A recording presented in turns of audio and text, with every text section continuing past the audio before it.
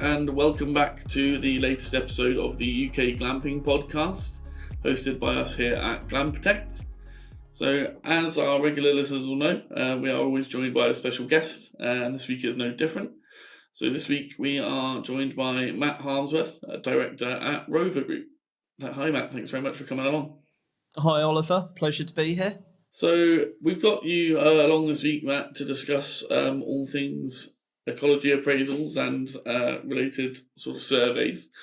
So can you just give our listeners a little bit of a kind of preview of you and your company and what it is you do? Yeah, sure. So thanks for having me on. I'm Matt Harmsworth. I'm the director and one of the principal consultants at Roavr Group. And essentially what we do is we're a nationwide arboricultural and ecological consultancy. And what that basically means is we help people get their planning back on track by providing them with the surveys that they need to support a planning application. So on the tree side, arboriculture, great big complicated word that nobody can ever say when they phone the office.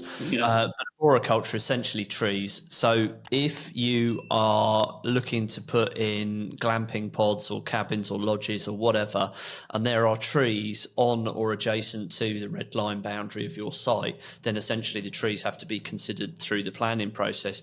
Reason being is the local planning authority basically has a duty of care to make sure that those trees don't get damaged both below ground and above ground. And what we tend to find is most people don't kind of really understand what that looks like. So they'll say things like, well, you know, we're not digging down very deep, so we're not going to damage tree roots and things like that. But all tree roots reside in the top sort of 50 to 70 centimeters of soil. Varies massively, but generally speaking, the top 50 to 70 centimeters of soil, and anything that you're doing in that area to sort of compact the ground, excavate the ground, can damage the roots that are responsible for what we call gaseous exchange, so water and oxygen keeping the tree alive. So to ensure that you're not damaging those trees, you have to have a tree survey done. And our sort of motto for these things is trees first, not last. And what we mean by that essentially is consider the trees early in the planning process. What we often see with these types of developments is people get sold the dream and they have it in their mind of exactly what they want this to look like. But actually there are constraints on site. And from a tree perspective, it may mean that you've just got to rejig the layout a little bit. We work with one of your customers up here in the north of Scotland to do exactly just that. And they have now got a layout which means that the trees not only add a lot of value to the site, but also they're not damaging the site as well. So there's a few steps to that process, which I can go through if you want me to. There's a few steps to that process, but ultimately the customer would end up with a report that goes into support their planning application. So that's trees, and trees is really nice and simple actually. Where we run into problems is ecology surveys, which I'm sure some of your listeners will have experienced.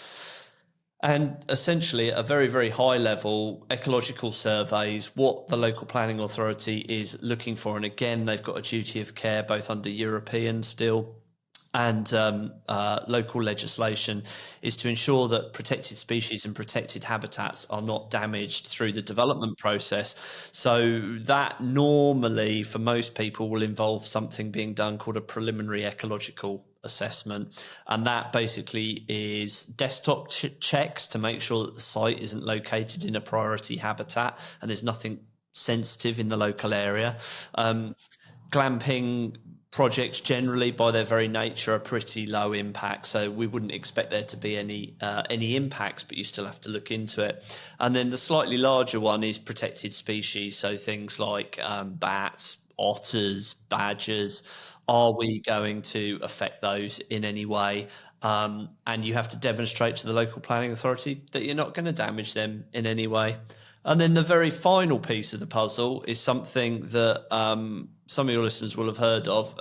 Most will probably be banging their head on a wall, and that's something called biodiversity net gain, which is where I've done lots of podcasts on this subject, so I won't dive into it too deep. But basically, what biodiversity net gain is that it's mandated through development that the biodiversity of the site is going to improve by a minimum of 10%. Now, it doesn't take a genius to realise that if you're taking away grass, whatever it might be, to put in glamping lodges, you're going to put in paths and things like that, you're probably going to end up with a negative number. Glamping projects, by their very nature, tend to be surrounded by quite a lot of space. People tend to have a reasonable amount of space to play with, so it may be that you can do other things on that site to offset it, but it's a real problem for people at the moment. It's a bit of a bugbear. So that's kind of what we do at a high level. Perfect. Okay. Yeah, I think you've absolutely hit the nail on the head there with the three most important things that come up regularly for our customers.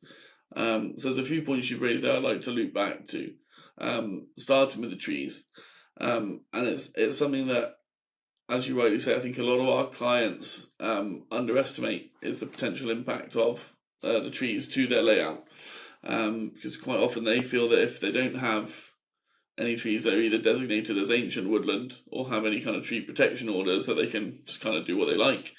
And that's certainly not the case. So a really valid point that you raised there about engaging with that early. Because quite often, as part of our role as consultants, we're there to kind of help and assist with what layout might work best for them and give them some advice on what we've seen on other sites. So that's what early engagement is really important. The preliminary ecological appraisal that you mentioned is something that 100% of new glamping sites now require. Like we cannot do an application without having one of those available now. So I'd just like to get a bit of a better understanding of what's involved in that, how that works from the customer point of view. So obviously we go through a feasibility assessment with our clients, and we say, look, these are the third party involvement you're going to need, of which a PEA is one of them every single time. And we obviously recommend companies like yourself. So when they pick the phone up to you and say, I'm told I need one of these, what does that kind of customer journey look like? Is it predominantly done remotely? Do you need to attend the site? How does that all work? Absolutely. So, from our perspective, there are lots of ecological consultancies right across the UK, from massive organisations that totally productise the process right down to individual freelance ecologists. And generally speaking, the company that you will go to will deal with your inquiry in a different way. So if it tends to be a single freelance ecologist, they'll be absolutely capable of undertaking the project, but depending on the time of year, they might struggle with time. So you might find the process a little bit frustrating in terms of trying to get somebody to talk to you. The sector as a whole at the moment, the ecological consultancy sector, is massively overworked and massively under-resourced. Your listeners may have heard of something called the Planning and Infrastructure Bill, which is going through Parliament at the moment, which is looking to make changes to the whole process. But I think realistically, it's going to take quite some time for that to come through. And part of that is removing the burden of going a bit OTT with the level of survey effort that is required. However, as it stands at the moment, this is what the customer journey looks like as of sort of mid-April 2025. And essentially, when an inquiry comes into our office, what we look to do first, we're a bit like detectives. We have to try and unpick exactly what it is we're being asked to do, because it can be immensely complicated. So some different local authorities use different terminology. So they might say a biodiversity assessment, they might say a BNG assessment when they mean a PEA, they might say a PEA, they might say a phase 1 survey, they might say a preliminary ecological assessment. But basically what it all boils down to, what you need to do is to be able to put a document together that shows this is what we're proposing to do, this is what's in the local area, and this is what the effects of our project are going to be, going through something called the mitigation hierarchy. So what that journey looks like, customer inquires, we quote, they instruct us. The first thing, part 1, is what we call a desktop assessment. So an ecologist will basically look at publicly available, initially, resources to see what, if any, protected species or habitats are within a 2-kilometre radius. So we get lots of people who say, I've never seen a bat, I've never seen a badger, there's nothing at my site. Yeah. Well, actually, ecology by its very nature is about the interaction of different habitats and species over a wider area. So we have to draw using the SIEM guidelines, a 2 kilometre buffer around your site. Okay, so that's how far we'll go out and look.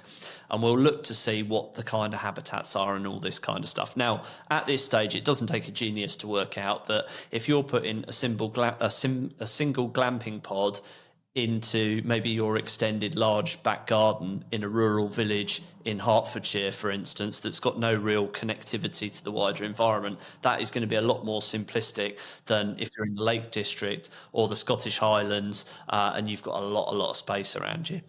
So we do this desktop assessment. Now, the guidelines say that what you should also do is consult with local ecological record centres. So what a local ecological record centre is, it holds a vast array of information that has been fed into it by professional ecologists. It's been fed into by conservation groups, countryside action groups, hobbyists, and that will contain an awful lot of information, some of it highly confidential because we're dealing with protected species, and you will pay a fee as a disbursement to your ecological consultancy. That fee ranges between £100 and £250 depending on the search area and how many centres you need to look at. So the ecologist will do the desktop study of publicly available resources. They'll also say to you, look, it's best practice to do a lurk search. You don't have to instruct that, but if you don't, you run the risk of getting pushback.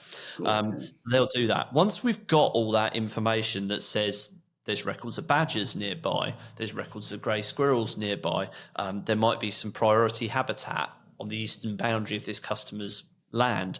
Once we've got that information, an ecologist will go out to site and they will do what's known as a preliminary ecological appraisal. So they'll walk the site, they'll map the habitats, they'll gather information on species, they'll look at things like if it's grassland, what's the species composition of the grassland. They'll be looking for evidence of species. So that could be rabbit droppings, it could be deer droppings, it could be scratching through fences from badgers, anything like that. They're basically looking at it at a very, very high level to let you know as the customer what the next steps may be.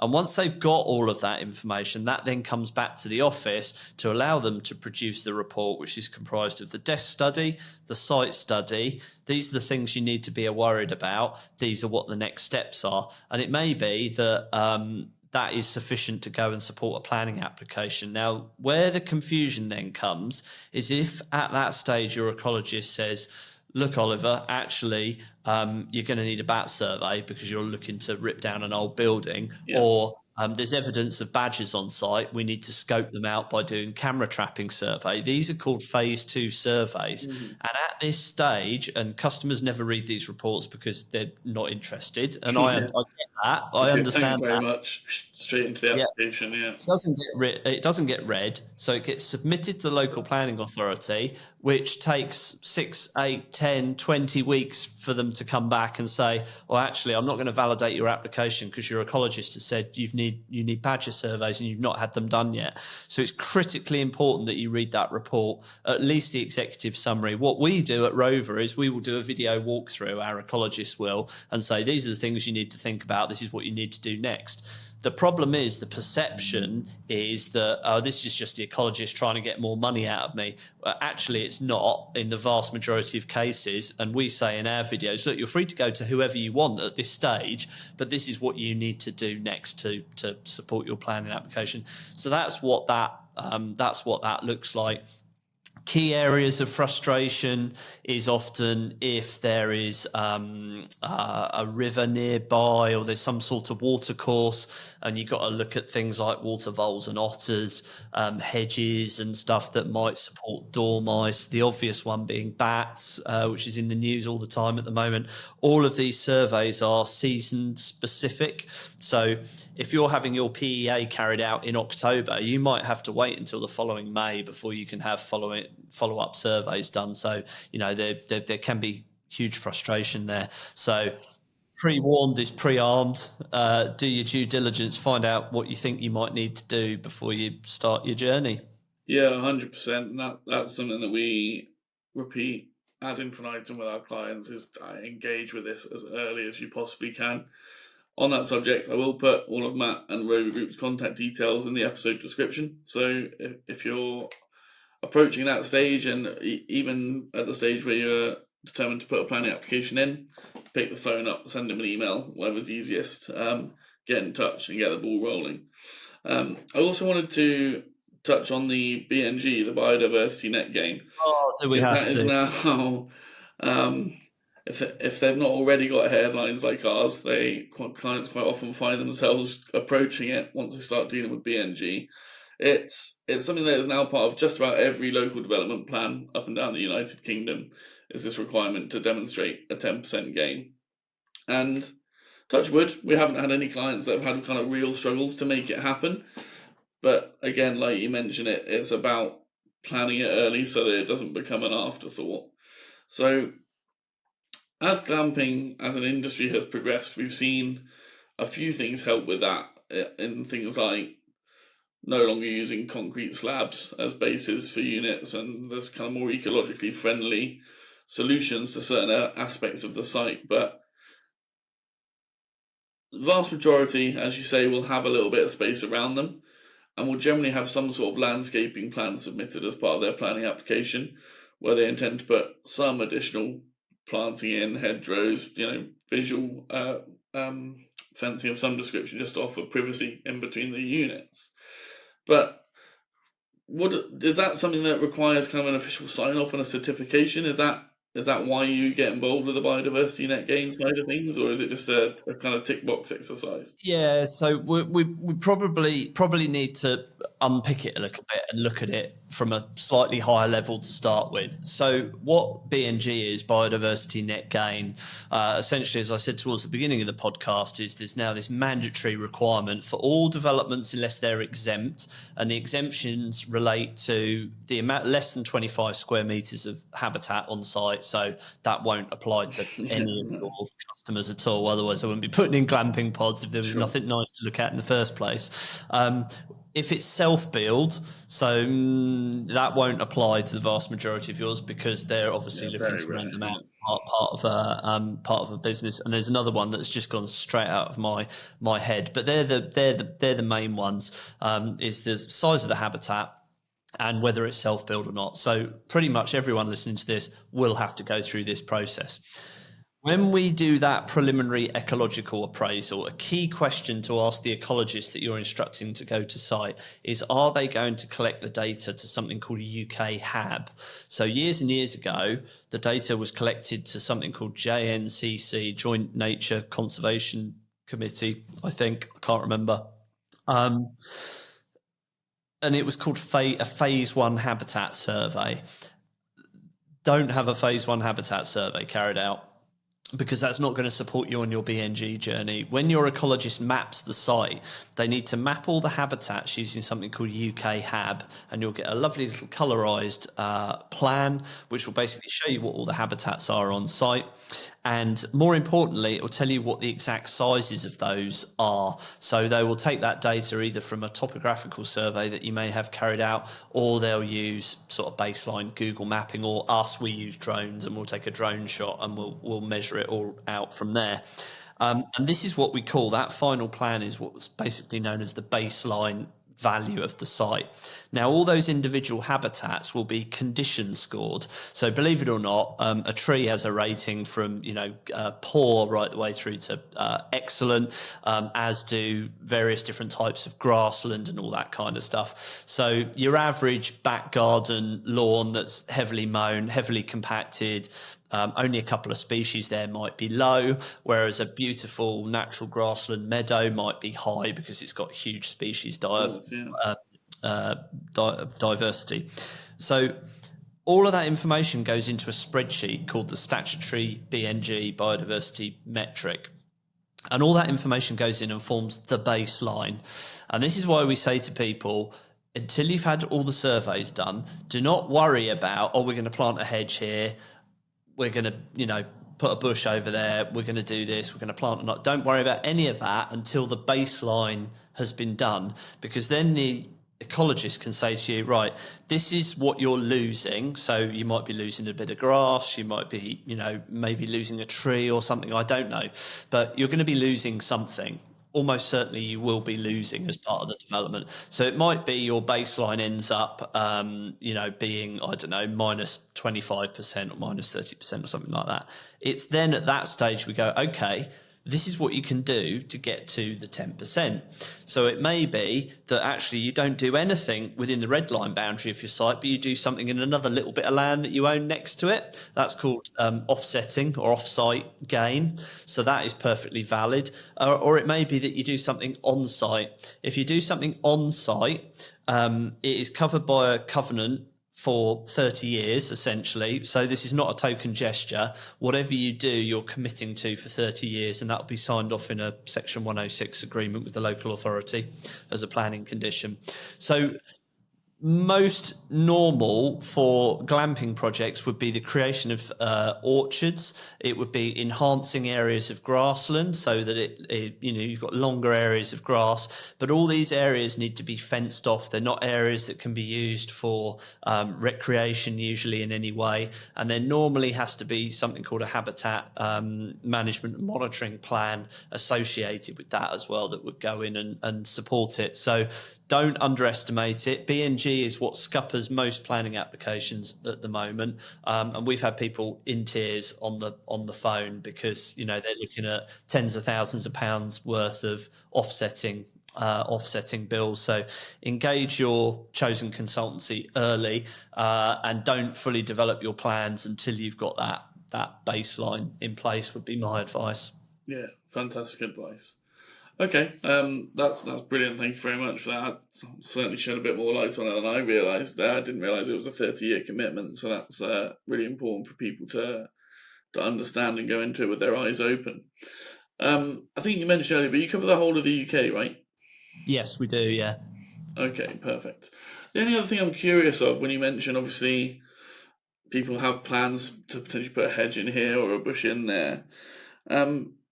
Likewise, we see the other side of the coin where people might plan to take something out in order to find their ideal layout, and it can be a bit of a tricky conversation with our clients as to whether or not we advise them to do that and when we advise them to do it, because obviously, if that is going to be a loss from a BNG point of view, from a selfish customer point of view, why wouldn't they go, all right, well, I'll go and rip that bush out before I get the PEA done then, and that way it's not going to be counted. Is it that black and white, or?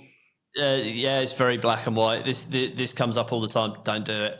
And the reason I say don't do it is because the local authority use a tool which I can't tell you on camera, but they basically will use a tool which will let them, it's similar to Google Maps basically, will let them see what the baseline was. And I think I'm not a BNG expert, I'm not an ecologist, I'm actually an arboriculturalist by trade, but I'm fairly certain it's 2020. Right. So, which again can create problems, because if you've got a customer that's recently bought a site, it's been cleared, or there has been a degree of removal work done ahead of potentially that property going up for sale, and then a planning application goes in, the local authority may well say, well, actually, hang on a minute, there's been some degradation here, as it's called, and that degradation has happened in the last year or so, I can see on my mapping, therefore the site has to be baselined at a higher value.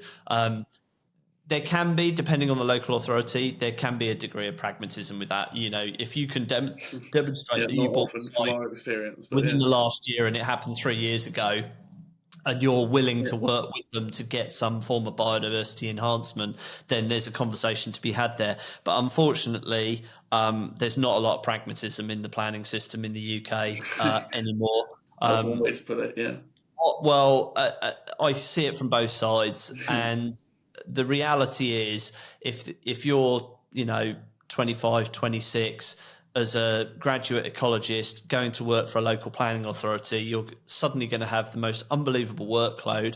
Every decision you make is in the public domain, and you've got to be able to justify those decisions, because you're not just trying to support the applicant and also maintain the LPA's position, but you've also got to think that there might be a councillor living next door, or there might be a particularly vocal community group that are putting pressure on as well. So I wouldn't want to be in that position, but as an applicant going through the process, I think it's good to have an understanding of how these things work. But yeah, top takeaway: don't do if you need to remove 2 trees to facilitate the development, just have the survey show that you're going to remove those 2 trees, because there's going to be some form of financial impact there wherever. So you might as well do it in the right way rather than do it in the wrong way. Correct. Okay. Yeah. Again, fantastic piece of advice.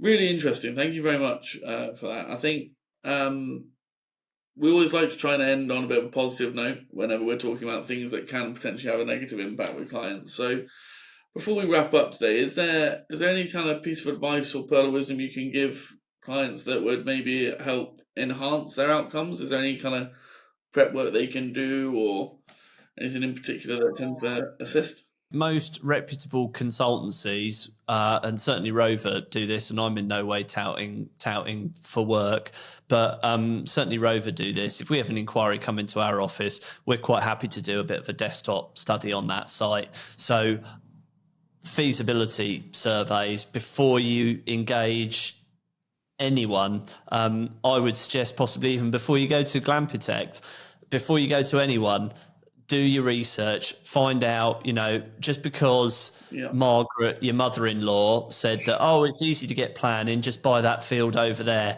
Yeah. Listen to the experts. There's more than enough information out there now, online with podcasts like this and my own. There's lots of useful information out there. Get good advice, possibly even speak to a planning consultant before you start your planning journey. And from our perspective, our thing is trees first, not last. Think about these things early in the development process. The amount of times I have people, phone me up virtually in tears because they've engaged an architect that's promised them the world, just submit and see what happens. And the planning process is so convoluted now. It takes so long for things to get through that, you could be waiting 9 months before you find out you've got any problems. So all the information's out there. It's publicly available. Get all the boxes ticked. Do your due diligence before you even embark on a planning journey would be mine. No, there's nothing worse than finding out clients have kind of committed to something financially and there's like an immediate red flag or something that they could have identified earlier and cheaper. It's devastating when you have to have those conversations with clients. And yeah, again, for our listeners, if you've listened to the previous episodes, yet another industry expert whose one piece of advice is engage early and get as much information as you can. Everybody says it time and time again. There's a reason for that. So, as I said, I'll put Matt's details. I'll put my details in the episode description. Pick the phone up, come and have a chat to us, and let's make sure that we start off on the right foot. Matt, thank you very much for coming along today. It's much appreciated. Pleasure. Take care.